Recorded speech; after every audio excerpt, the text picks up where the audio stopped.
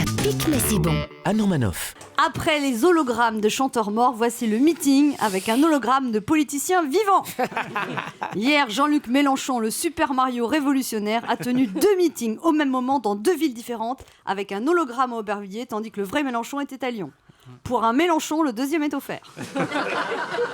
Non mais maintenant que la technologie a trouvé le moyen de dupliquer Mélenchon, ça va peut-être lui donner des idées pour composer son gouvernement en cas de victoire. Ministre de l'économie, hologramme de Mélenchon numéro 1. Ministre de la santé, hologramme Mélenchon numéro 2. Ministre de l'intérieur, hologramme numéro 3. Alors Mélenchon avait mis une veste de mécanicien modèle Staline avec un col Mao pour donner un côté peuple, mais avec une nuance de leader révolutionnaire. Il a claqué des doigts comme Joséphine Ange Gardien et pouf, il est apparu en hologramme comme Princesse Leila dans Star Wars. Sauf que lui, c'était Aubervilliers.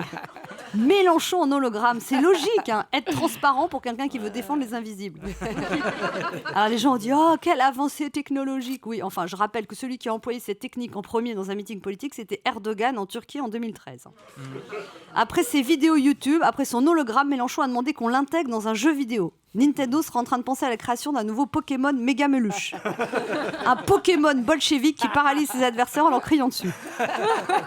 Non mais être là sans être là, ça existe déjà en politique. Ça s'appelle pas un hologramme, ça s'appelle François Hollande.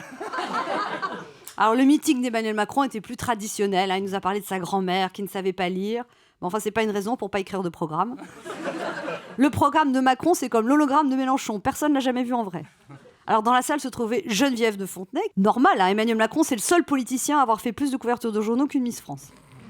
L'avantage de porter un chapeau, c'est que tu peux le tourner dans tous les sens.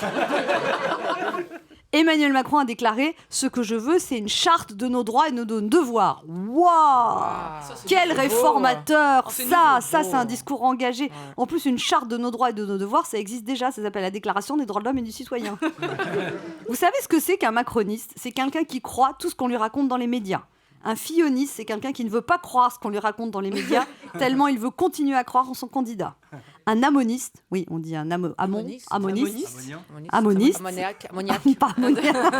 Un amoniste, c'est quelqu'un qui croit que le Père Noël habite dans le monde des bisounours.